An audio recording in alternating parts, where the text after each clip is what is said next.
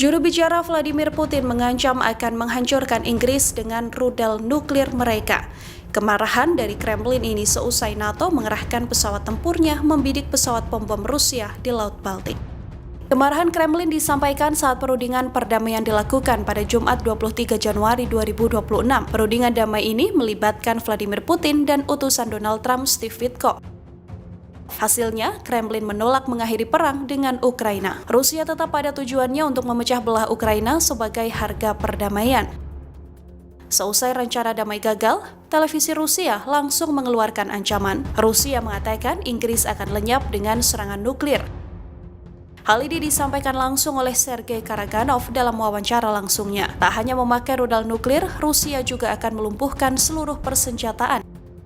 Moskow menilai semua hal yang akan dilakukan Rusia adalah hal yang sah. Kemarahan Rusia ini berawal dari perjalanan pesawat pembom Tu-22M3 yang patroli di Laut Baltik. Pesawat pembom ini didampingi pesawat tempur Rusia Su-35S dan Su-30SM. Namun pesawat ini dibidik oleh pesawat NATO. Situasi ini yang pada akhirnya memicu ketegangan.